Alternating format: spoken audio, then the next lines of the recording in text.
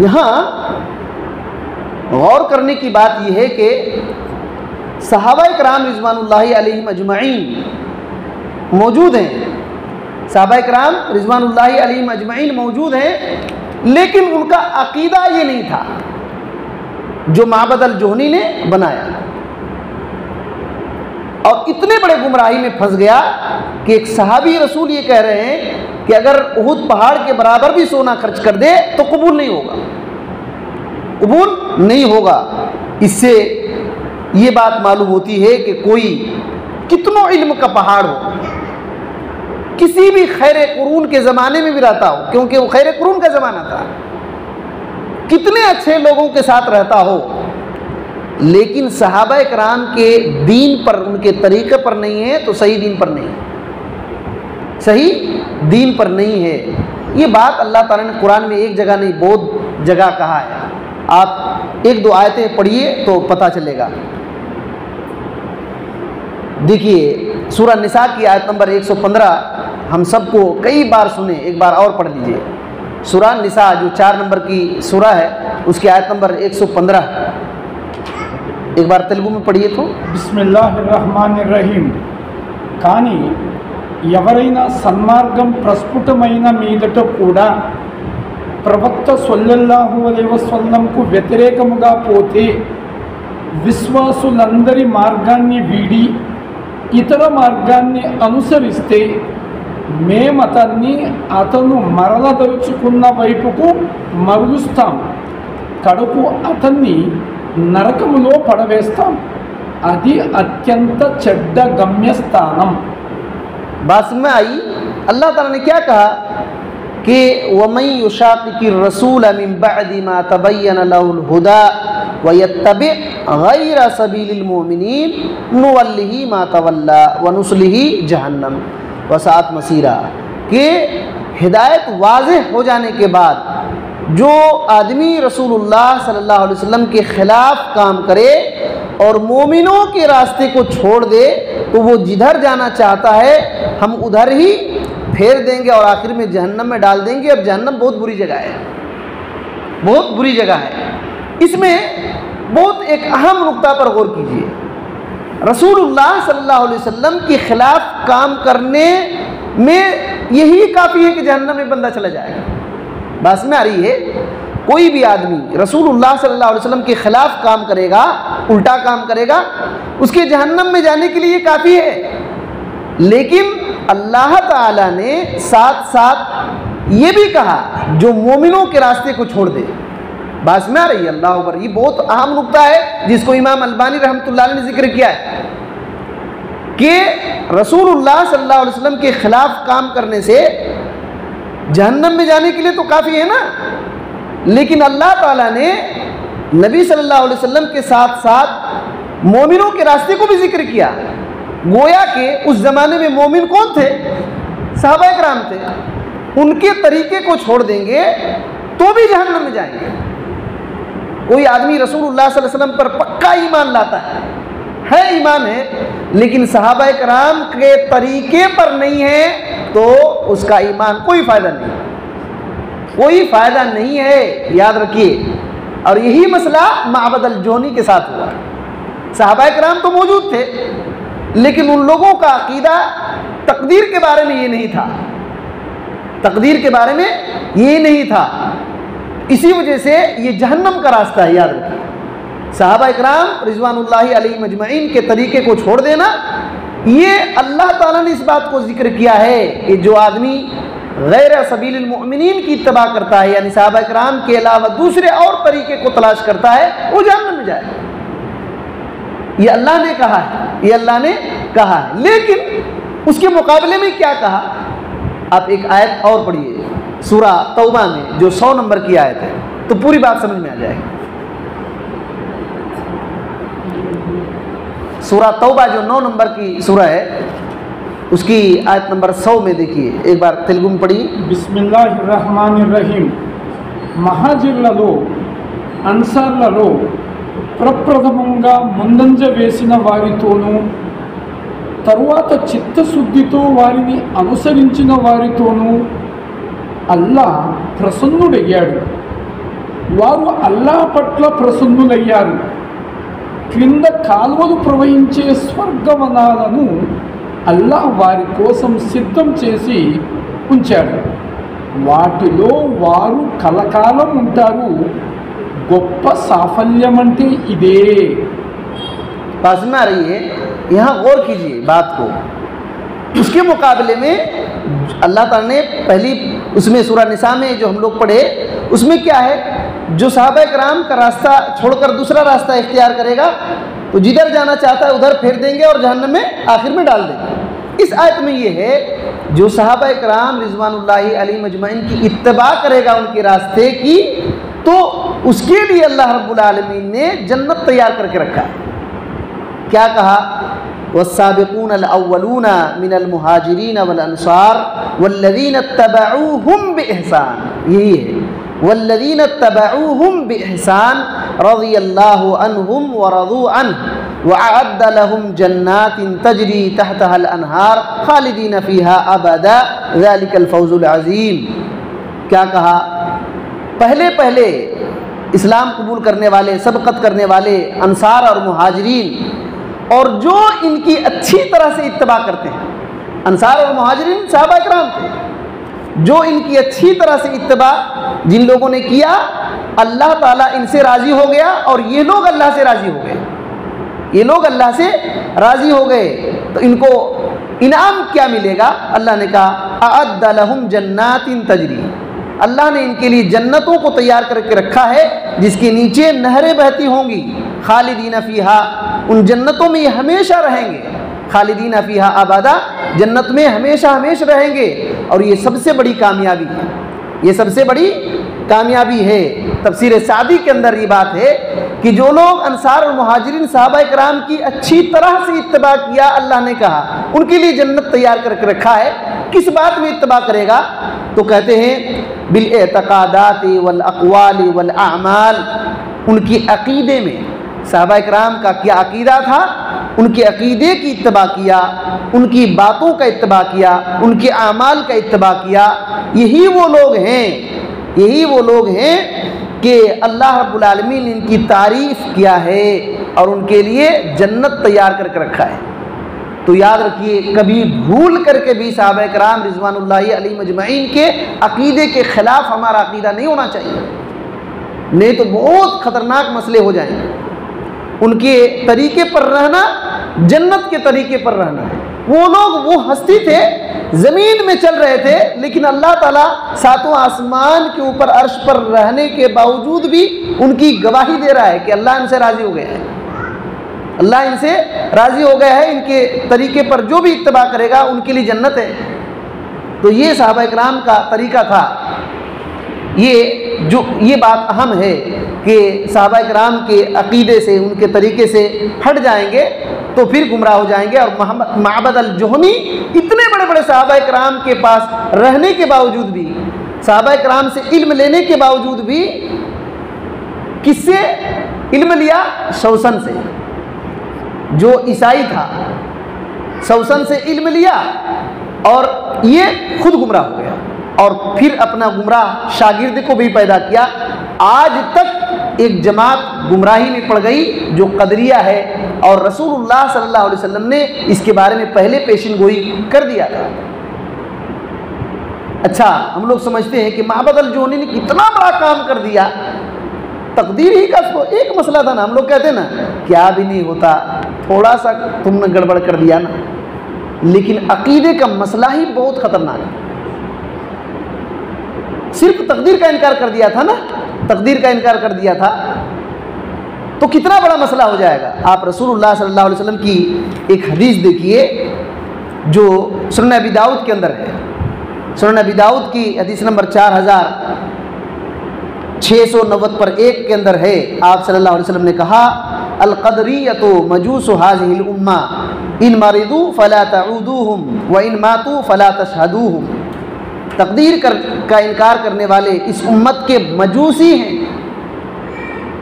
तकदीर का इनकार करने वाले इस उम्मत के मजूसी हैं। मजूसी बोले तो आग की पूजा करने वाले, आग की पूजा करने वाले हैं।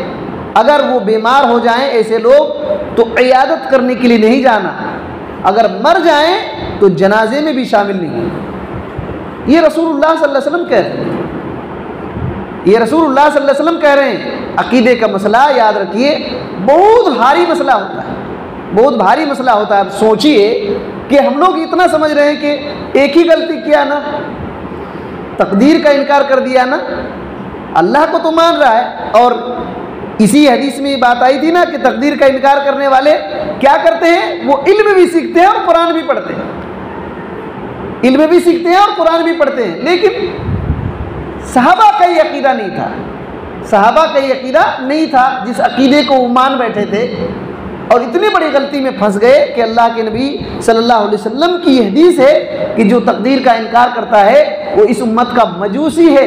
अगर वो बीमार हो जाए तो उनकी इयादत नहीं करना, मर जाए तो जनाजे की नमाज नहीं पढ़ना। और माबद अल-जोनी को फांसी दिया गया, माबद अल-जोनी को फांसी दिया गया। तो ये बहुत अहम नुक्ता है। एक बात यहाँ और हम सुनते हैं, देखिए वो जो मजलिस थी, हज़रत जिब्रील अमीन आए हुए थे, उस मजलिस में रसूलुल्लाह सल्लल्लाहु अलैहि वसल्लम थे, सहाबा किराम थे और हज़रत जिब्रील अमीन थे। अल्लाह अकबर, इस ज़मीन की सबसे बेहतरीन मजलिस वो होगी।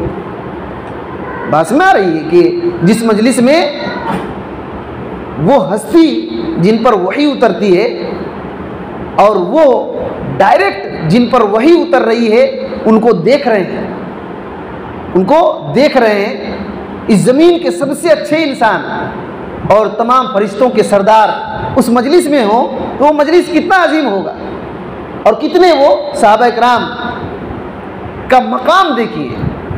तो सहाबा किराम का यही तरीका था इल्म सीखने का कि आप सल्लल्लाहु अलैहि वसल्लम के पास बैठते थे और आप कुछ बोलते थे, उसको याद कर लेते थे। ये इल्म सीखने का उनको तरीका था। तो यहाँ सहाबा किराम रिज़वानुल्लाहि अलैहिम अजमईन के मकाम को बुलंद करना मकसद है कि देखिए सहाबा किराम का मकाम बहुत बुलंद है, बहुत बुलंद है। एक रिवायत से हम लोग समझते हैं उस बात को, क्योंकि वो मजलिस बहुत ज़बरदस्त थी। हदीस जिब्रील में एक अहम नुक्ता ये भी मालूम होता है।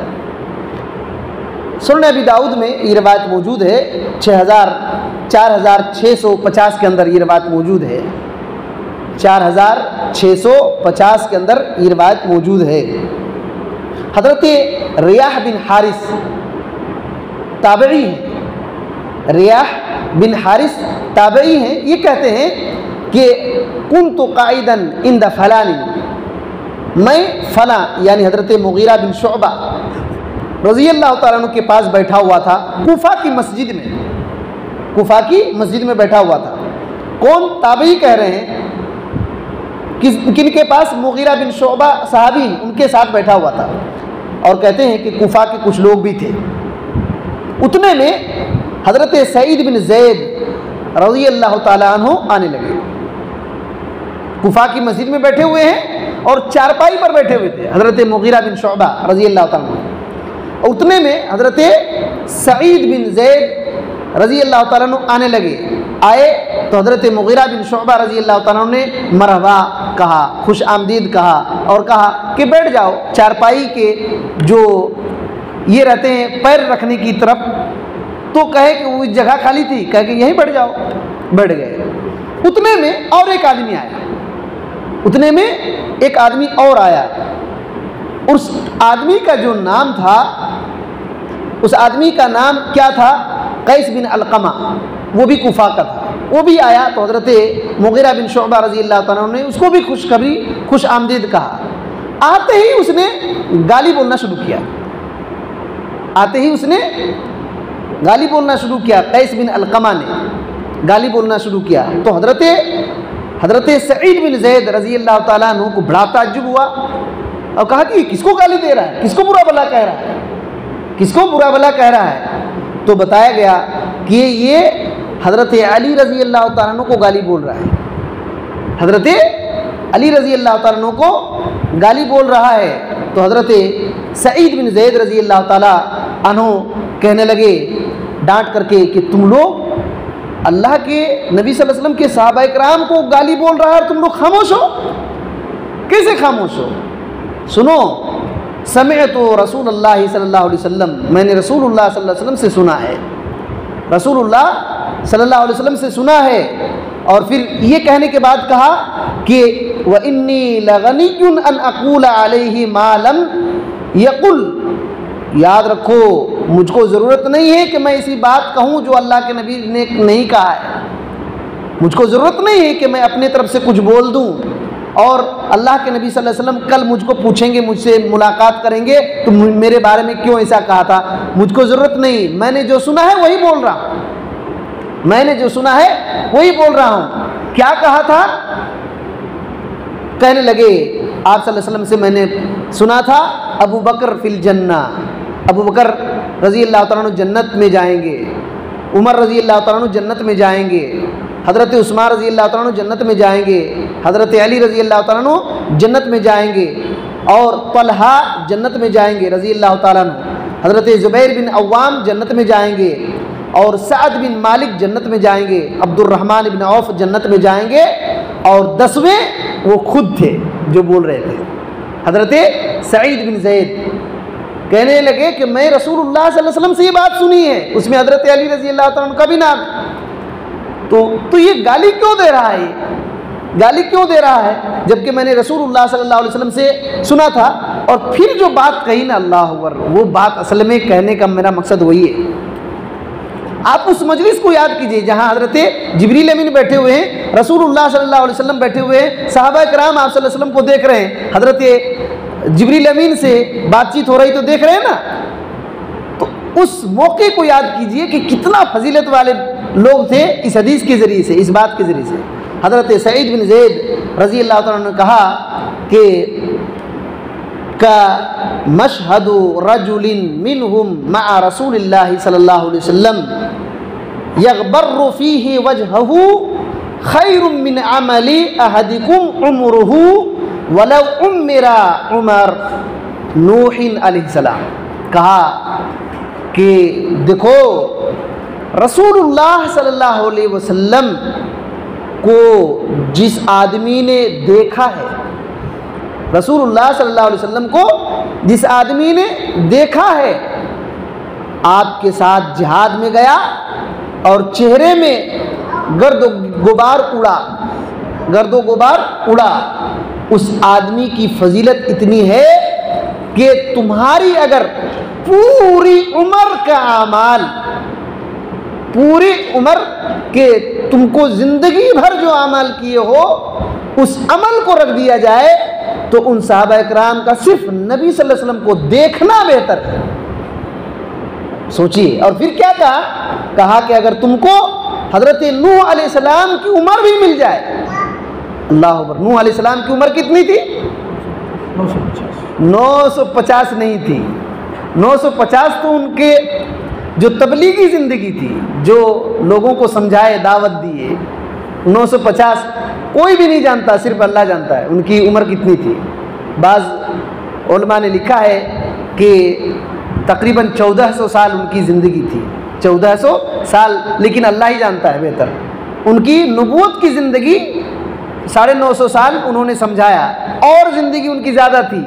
तो हज़रत सईद बिन ज़ैद रज़ी अल्लाह तआला ने कहा, अगर तुम्हारी ज़िंदगी नूह अलैहिस्सलाम के बराबर भी हो जाए और तुम अमल करते रहो, अमल करते रहो, पूरी ज़िंदगी के आमाल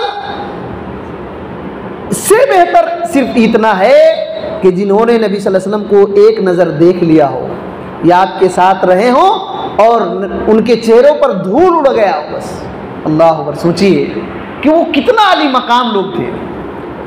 एक बार देखिए, सहाबा इकराम ने एक बार नबी सल्लल्लाहु अलैहि वसल्लम को देखा, वो तो नबी सल्लल्लाहु अलैहि वसल्लम को नहीं देखते तो परेशान हो जाते थे, नबी सल्लल्लाहु अलैहि वसल्लम को नहीं देखते थे तो परेशान हो जाते थे। इसी वजह से मैंने कहा कि वो जो मजलिस थी ना, इस ज़मीन की सबसे बेहतरीन मजलिस थी कि उसमें मोहम्मदुर रसूलुल्लाह सल्लल्लाहु अलैहि वसल्लम मुदर्रिस की हैसियत से हैं और शागिर्द सहाबा इकराम हैं। सहाबा इकराम शागिर्द हैं, वो इल्म ले रहे हैं, और वो हस्ती हैं कि जिनको एक नज़र देख लेना पूरी ज़िंदगी दूसरे लोग पूरी ज़िंदगी अमल कर ले, पूरी ज़िंदगी, अगर नूह अलैहिस्सलाम की उम्र भी मिल जाए तो इनके पूरे आमाल भी सहाबा इकराम की एक नज़र देखने के बराबर नहीं हो सकती। अब सोचिए, तो उनके आमाल का कोई बराबरी कर सकता है? कोई नहीं बराबरी कर सकता है। अब ऐसे सहाबा इकराम के तरीके का अगर छोड़ दे कोई आदमी तो सही दीन पर रहेगा। ये रवायत ऐसा नहीं कि ज़ईफ़ है, ये सही रवायत है। तो ये बात है। तो अब सोचिए कि अल्लाह अकबर, कितने वो अजीम लोग थे, कितने अजीम लोग थे। सुनन तिरमिज़ी की हदीस है, हसन दर्जे की 3850 पर 8 में ये रवायत मौजूद है। देखिए, हज़रत तलहा बिन खिराश, ये ताबई है, तलहा बिन खिराश रहमतुल्लाह अलैह कहते हैं कि मैंने हज़रत जाबिर बिन अब्दुल्लाह रज़ी अल्लाह तआला अन्हु से ये कहते हुए सुना। वो कह रहे थे कि मैंने रसूलुल्लाह सल्लल्लाहु अलैहि वसल्लम से सुना था। क्या सुने? उन्होंने रसूलुल्लाह सल्लल्लाहु अलैहि वसल्लम से, आप सल्लल्लाहु अलैहि वसल्लम कह रहे थे, ला तमस्सुन्नारु मुस्लिमन राआनी औ राआ मन राआनी। आप सल्लल्लाहु अलैहि वसल्लम ये कह रहे थे कि जहन्नम की आग उस आदमी को छुएगी भी नहीं जिस मुसलमान ने मुझको देख लिया। देखिए, जिस मुसलमान ने मुझको देख लिया उसको जहन्नम की आग छुएगी भी नहीं, छुएगी भी नहीं। और आप सल्लल्लाहु अलैहि वसल्लम ने यह भी कहा, उस आदमी को भी जहन्नम की आग नहीं छुएगी जिस आदमी ने उस आदमी को देखा जिसने मुझको देखा। कौन है वो? किसने नबी सल्लल्लाहु अलैहि वसल्लम को देखा मुसलमान इस्लाम की हालत में? सहाबा इकराम। और सहाबा इकराम को किसने देखा इस्लाम की हालत में? Tabei, Tabei. अल्लाह अकबर, इस इंसानों में कितना आला मकाम रखते थे ये लोग कि नबी सल्लल्लाहु अलैहि वसल्लम के पास बैठे, एक नज़र देखा नहीं, उठना बैठना मोहम्मद रसूलुल्लाह सल्लल्लाहु अलैहि वसल्लम के साथ था। उठना बैठना मोहम्मद रसूलुल्लाह सल्लल्लाहु अलैहि वसल्लम के साथ था। इतनी बड़ी बात आप सल्लल्लाहु अलैहि वसल्लम कह रहे हैं कि जिसने मुझको देख लिया जहन्नम उसको छुएगी भी नहीं, और जिसने उस आदमी को देख लिया जिसने मुझे देख लिया उसको भी जहन्नम नहीं छुएगी। अल्लाह अकबर। हज़रत जाबिर रज़ी अल्लाह तआला अन्हु कहने लगे कि मैंने मोहम्मद रसूलुल्लाह सल्लल्लाहु अलैहि वसल्लम को देखा है, मैंने मोहम्मद रसूलुल्लाह सल्लल्लाहु अलैहि वसल्लम को देखा है। तो हज़रत तलहा बिन खिराश कहने लगे, मैंने हज़रत जाबिर रज़ी अल्लाह तआला अन्हु को देखा है, मैंने हज़रत जाबिर रज़ी अल्लाह तआला अन्हु को देखा है। तो इनसे रवायत करने वाले जो है उन्होंने कहा, मूसा उनका नाम है, मूसा बिन इब्राहिम, उन्होंने कहा मैंने तलहा बिन खिराश को देखा है, मैंने तलहा बिन खिराश को देखा है। तो उनसे जिसने हदीस को बयान किया यहया बिन हबीब, उन्होंने कहा मैंने मूसा बिन इब्राहिम को देखा है। और हम सब यही इरादा करते हैं कि अल्लाह हमको बचा लेगा। अब सोचिए, अल्लाह अकबर, नबी की बात, नबी की ज़िंदगी, नबी की ज़ात, सहाबा इकराम की ज़ात का मकाम और मर्तबा कोई तोल नहीं सकता है, कोई तोल नहीं सकता। उनकी मौजूदगी में कोई दूसरा रास्ता इख्तियार करे, उनके तरीके के मौजूदगी में कोई दूसरा रास्ता इख्तियार करे, कभी भी हिदायत पर नहीं रहेगा। यही वजह है, इतना जो मकाम है कि एक नज़र किसी ने देख लिया उसके लिए जहन्नम से बचाव का ज़रिया अल्लाह अकबर। यही वजह है कि लोग तड़पते थे कि मोहम्मद रसूलुल्लाह सल्लल्लाहु अलैहि वसल्लम से मुलाकात कर लें, लेकिन अल्लाह ताला जिसको नसीब देता है, जिसको सहाबा बनाना है उसी को बनाता है। एक मिसाल देखिए, आपने कभी सुना है, सुनाबही ताबई थे, इनका नाम अब्दुर्रहमान था, अब्दुर्रहमान अस्सुनाबही, ये यमन के थे। रसूलुल्लाह सल्लल्लाहु अलैहि वसल्लम जिस वक्त थे उनकी ज़िंदगी में भी ये थे, लेकिन मुलाकात नहीं हुई थी। इस्लाम कबूल कर लिए, यमन में है, इस्लाम कबूल कर लिए हैं, रसूलुल्लाह सल्लल्लाहु अलैहि वसल्लम भी मौजूद हैं, मुलाकात नहीं हुई है। अब इनको ये शरफ़ हासिल, जो शरफ़ हासिल होना है सहाबा का, सहाबा कराम का बहुत शरफ़ है, फजीलत है, अज़मत, मकाम है। ये फजीलत लेने के लिए सोचे कि मैं मोहम्मद रसूलुल्लाह सल्लल्लाहु अलैहि वसल्लम से मुलाकात करूँगा। यमन से हिजरत करके निकलते हैं, यमन से निकलते हैं। इस बात को जो है ना इब्नुल असीर रहमतुल्लाह अलैह ने उसदुल गाबा के अंदर जिक्र किया है। इब्नुल असीर रहमतुल्लाह अलैह ने कहते हैं कि अब्दुर्रहमान अस्सुनाबही रहमतुल्लाह अलैह निकलते हैं यमन से, जाते हैं और कहाँ पहुँचते हैं? एक जगह पर पहुँचते हैं जिनका नाम जुहफा है। जुहफा जगह पर पहुँचते हैं और वहाँ से एक सवारी गुजरती है। तो हज़रत अस्सुनाबही रहमतुल्लाह अलैह ये ताबई पूछते हैं, क्या बात है भाई, कहाँ से आ रहे हैं आप? मैं तो रसूलुल्लाह सल्लल्लाहु अलैहि वसल्लम से मुलाकात करने के लिए जा रहा हूँ। उस आदमी ने कहा, नबी सल्लल्लाहु अलैहि वसल्लम के इंतकाल के अभी 5 रोज़ हो चुके हैं। अल्लाह, नबी सल्लल्लाहु अलैहि वसल्लम के इंतकाल के 5 रोज़ हो चुके हैं। अब सोचिए वो ख्याल क्या था, रसूलुल्लाह सल्लल्लाहु अलैहि वसल्लम से मुलाकात करेंगे, फजीलत इतना आली मकाम हो जाएगा। लेकिन नसीब की बात होती है अल्लाह ताला ने ख़ास तौर पर उनको मोहम्मद रसूलुल्लाह सल्लल्लाहु अलैहि वसल्लम का साथी बनाया था, ख़ास तौर पर। बल्कि सुनाबही रहमतुल्लाह अलैह के बारे में ये बात है कि जुहफा में जब पहुँचे तो आप सल्लल्लाहु अलैहि वसल्लम से मुलाकात करने में सिर्फ 2 दिन बाकी था और आपका इंतकाल हो गया। 5 दिन या तो 2 दिन, 5 दिन या 2 दिन। अब सोचिए उनके ज़माने में ईमान लाए हैं लेकिन वो मकाम नहीं मिल सका जो दूसरे सहाबा इकराम को मिली। ये फजीलत की बात होती है। बिल्कुल इसी तरीके से सुवैद बिन गफला रहमतुल्लाह अलैह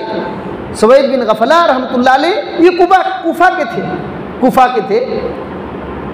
नबी सल्लल्लाहु अलैहि वसल्लम मौजूद है, इस्लाम इन्होंने कबूल किया है। नबी सल्लल्लाहु अलैहि वसल्लम से मुलाकात नहीं हुई है। निकले हैं मुलाकात करने के लिए, मदीना पहुंच चुके हैं, मदीने में पहुंच चुके हैं कि अब मुलाकात करेंगे। लेकिन कुछ लोगों से मुलाकात होती है, गलियों में लोग आ रहे हैं तो इन्होंने पूछा कि कहाँ से आ रहे हैं? तो कह रहे हैं नबी सल्लल्लाहु अलैहि वसल्लम को हम लोग दफना करा रहे हैं। अल्लाह, नबी सल्लल्लाहु अलैहि वसल्लम को हम लोग दफन कफन करके अभी आ रहे हैं। अब सोचिए ये मकाम अल्लाह ताला जिसको देना है उसको दे दिया। कोई कितनों मेहनत करे उनके मकाम को पहुंच सकते हैं? कोई नहीं पहुंच सकता। ये मकाम मेहनत से हासिल नहीं होता। कोई मेहनत करे, तहज्जुद गुजार बन जाए, साहबी बन जाएगा? नहीं बन सकता है। ये अल्लाह की तौफीक से होता है। तो वो सहाबा इकराम को अल्लाह ताला ने मोहम्मदुर रसूलुल्लाह सल्लल्लाहु अलैहि वसल्लम का साथी बनाया था इस दीन की हिफाजत करने के लिए। यही वजह है कि सहाबा हमारे दीन के आइडियल हैं। मोहम्मदुर रसूलुल्लाह सल्लल्लाहु अलैहि वसल्लम ने जो दीन दिया था उसकी बड़ी हिफाजत किए। उनका अकीदा ही हमारा अकीदा होना चाहिए, उनका मनहज ही हमारा मनहज होना चाहिए।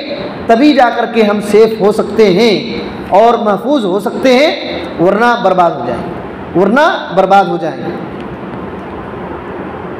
हदीस जिब्रील की शरह में एक बात बहुत अहम नुक्ता ये भी है कि हज़रत अब्दुल्लाह बिन उमर रज़ी अल्लाह ताला अन्हु ने उस गलत अकीदे का रद्द हदीस के ज़रिए से किया। और हम लोगों ने पहले भी हज़रत उसामा रज़ी अल्लाह ताला अन्हु और हज़रत अली रज़ी अल्लाह ताला अन्हु की बात जब देखे उसमें भी हदीस का जिक्र आया। याद रखिए गलत अकाईद का रद्द हदीस के ज़रिए से होता है, नबी सल्लल्लाहु अलैहि वसल्लम की बातों के ज़रिए से, आपकी सुन्नत के ज़रिए से होता है। इन सुन्नतों को छोड़ दिया जाए, नबी सल्लल्लाहु अलैहि वसल्लम की हदीस बोले तो सुन्नत, आपकी बात, आपका अमल, आपका उठना बैठना, आपका चलना फिरना पूरा दीन है, वही सुन्नत है, वही तरीका। सुन्नत का मतलब सिर्फ ये नहीं है कि नमाज से पहले और नमाज के बाद 2-2 करके नमाज पढ़ना, यही सुन्नत नहीं। आपका पूरा तरीका ही सुन्नत है। और इसी से गलत अकीदे ख़त्म होते हैं। अगर गलत अकीदे को ख़त्म करना है तो इन्हीं सुन्नत को पकड़ना पड़ेगा और अहादीस को पकड़ना पड़ेगा, वरना नहीं गलत अकीदों का रद्द हो सकता है, बल्कि उल्टा दीन चला जाएगा। दीन चला जाएगा। कैसे चला जाएगा? सुनन दारमी के अंदर रिवायत नंबर 98 है, सुनन दारमी के अंदर, और सही रिवायत है।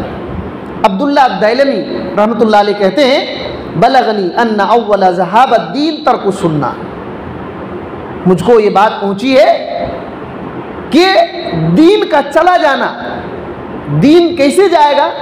सबसे पहले जो दीन उठेगा ना, आस्ते आस्ते ख़त्म होगा लोगों से, जगह से, तो कैसे जाएगा? सबसे पहले जो दीन उठेगा जाएगा वो सुन्नत को छोड़ने की वजह से, सुन्नत को छोड़ने की वजह से।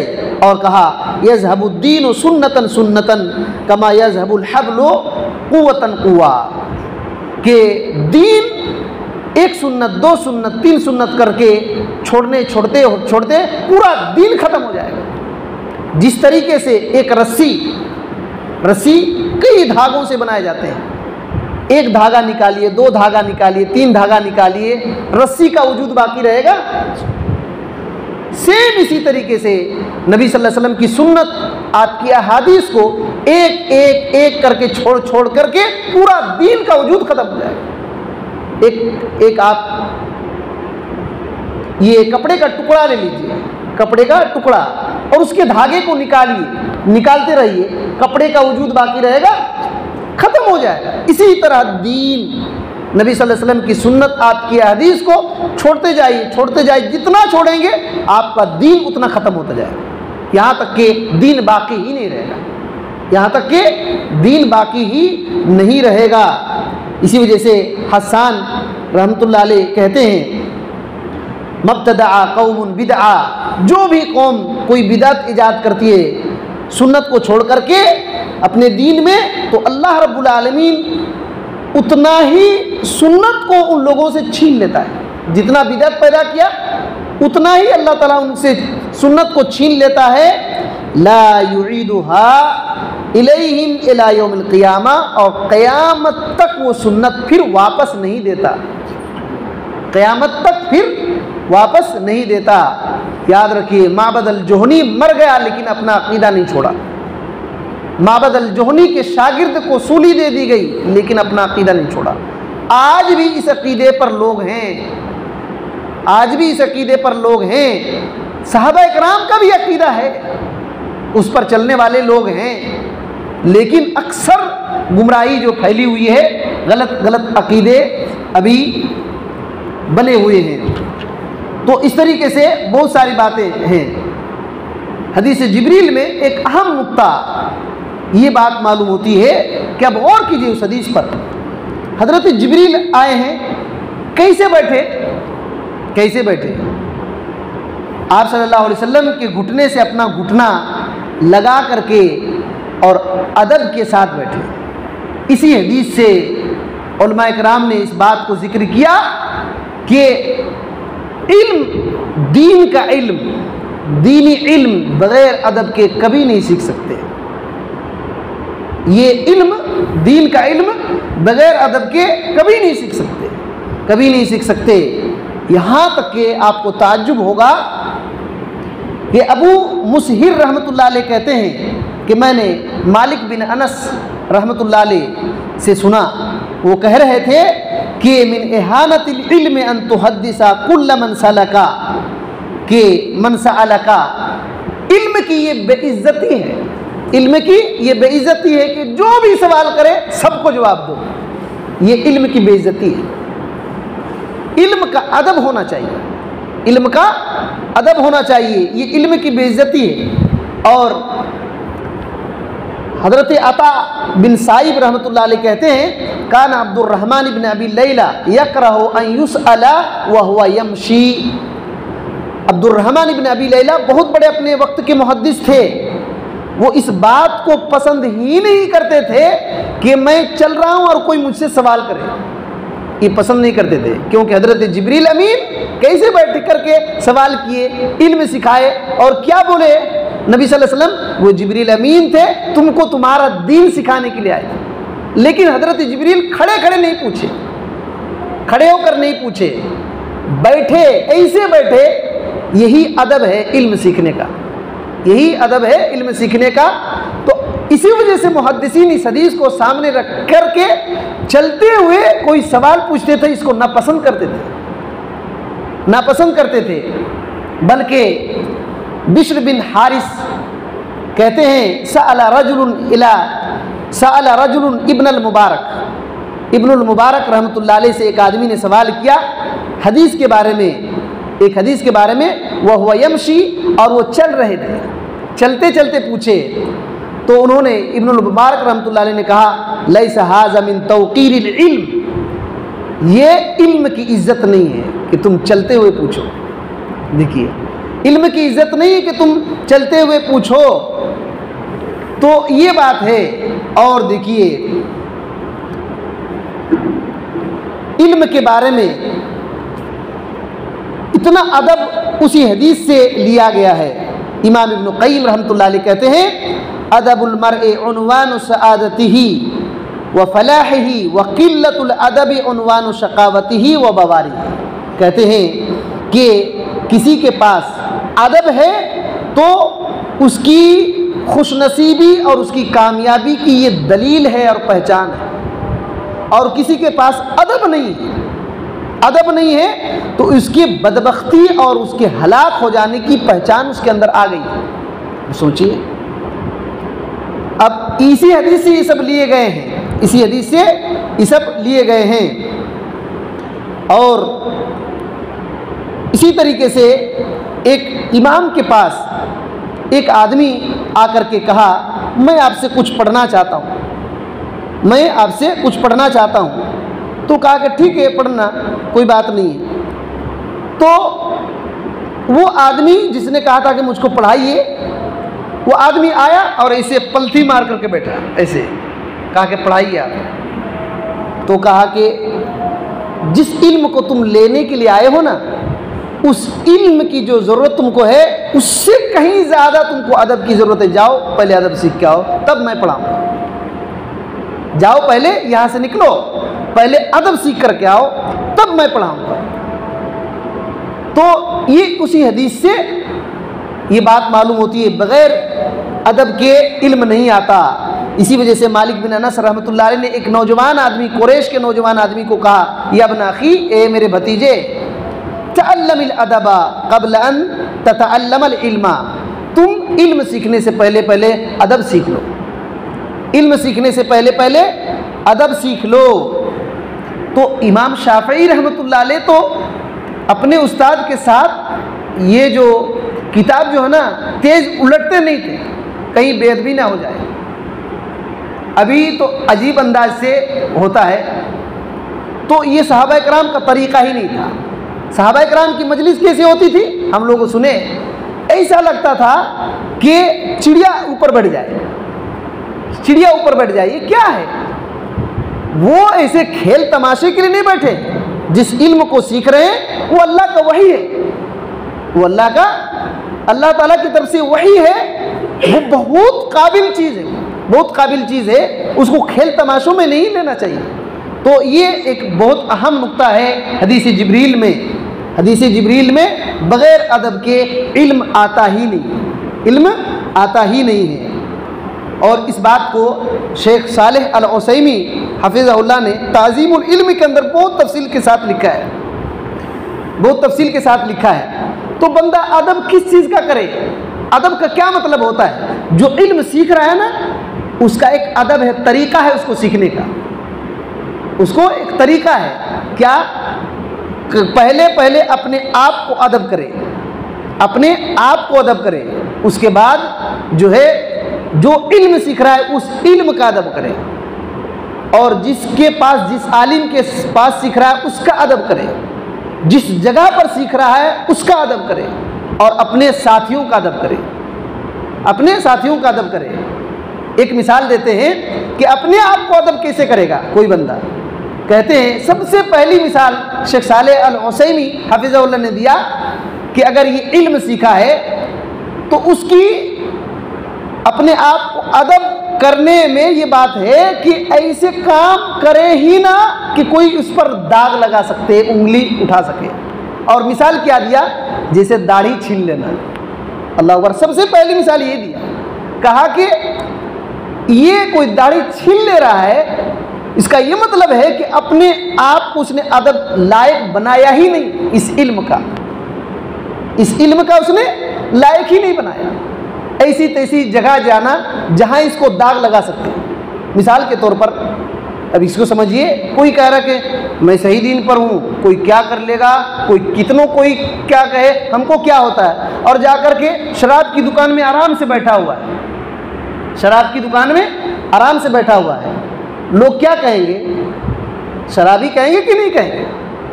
वो नहीं पीता है, वो कह रहा है कि मैं शराब नहीं पीता हूँ, लेकिन मुझको कौन क्या कहेगा, बोल लो। ऐसा नहीं होता, ऐसा नहीं होता।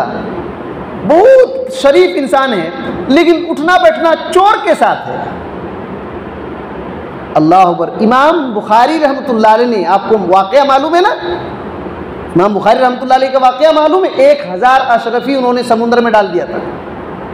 सिर्फ इस वजह से 1000 अशरफी लेकर के इल्म सीखने के लिए जा रहे थे। एक आदमी को पता चल गया कि इनके पास 1000 अशरफी है, सिक्के हैं सोने के। तो वो आदमी चिल्लाने लगा, मेरा 1000 अशरफी चोरी हो गया। अब ढूंढने से किसके पास मिलेगा? ढूंढने से इमाम बुखारी रहमतुल्लाह अलैह के पास मिलेगा। अब इतने बड़े ये आलिम हैं और बुखारी लिख रहे हैं, अगर मिल जाए तो क्या करेंगे? चोर कहेंगे कि नहीं कहेंगे? चोर कहेंगे। इमाम बुखारी रहमतुल्लाह अलैह सोचे और आहिस्ते समुद्र में डाल दिया। 1000 अशरफी उस वक्त सोचे कि कितना ज़्यादा होगा, समुद्र में डाल दिए। वो आदमी चिल्ला रहा, पूरा चेक किया गया, किसी के पास नहीं मिला। जब जहाज से उतरे तो वो चोर आया, कहा कि कहाँ गया रुपया? तो कहे कि वो समुद्र में डाल दिया। कहा क्यों? इतना भारी रकम आप समुद्र में क्यों डाल दिए? कहे मैं इस बात को पसंद नहीं करता कि बाद में चल करके ये कहे कि चोर ने बुखारी लिखा था।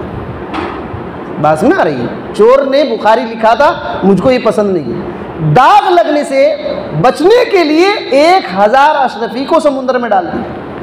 और एक तालिब इल्म जो इल्म शरीयत सीखता है, वो चोर उचक्के बदमाश के साथ घूमे? ये हो ही नहीं सकता है।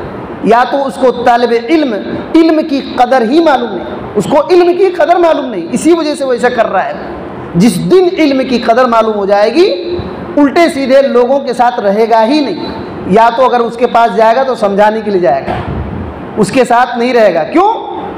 अल्लाह के नबी सल्लल्लाहु अलैहि वसल्लम ने ये मिसाल देकर कह दिया ना कि इत्र बेचने वाले और भट्टी के साथ रहने वाले का क्या मामला है। आप सल्लल्लाहु अलैहि वसल्लम ने ये भी कहा, मन तशब्बह बिकौमिन फहुव मिनहुम, जो जिस कौम की तरह मुशाबहत करता है रहन सहन उठने बैठने में, वो उन्हीं की तरह, उनके दीन की मुशाबहत करता है, वो उन्हीं में माना जाएगा।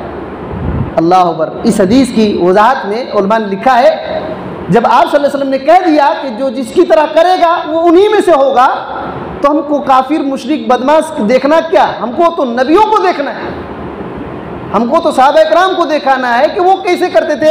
उन्हीं का लाइफ स्टाइल हमको जीना है, ताकि उन्हीं में हम उठाए जाए। और उल्टे सीधे लोगों को देख करके कुछ फ़ायदा होगा? तो ये बातें हैं। वक्त भी काफ़ी हो गया, हमारी बात इंशाअल्लाह आएगी। तो कहने का मतलब ये है कि बग़ैर अदब के इल्म बेकार। मुअद्दब आदमी जब मुअद्दब होता है, अदब वाला होता है, तो एक उस्ताद समझता है कि हाँ ये काबिल है कि यहाँ रखे, कुछ इल्म इसको सिखाए। एक आदमी के पास सोना है, सोना जहाँ तहाँ फेंक देगा, वो जहाँ तहाँ फेंक कर रख देगा, सोना नहीं फेंकेगा। ये सोना क्या, इस सोने से लाख गुना बेहतर अल्लाह की वही का इल्म है।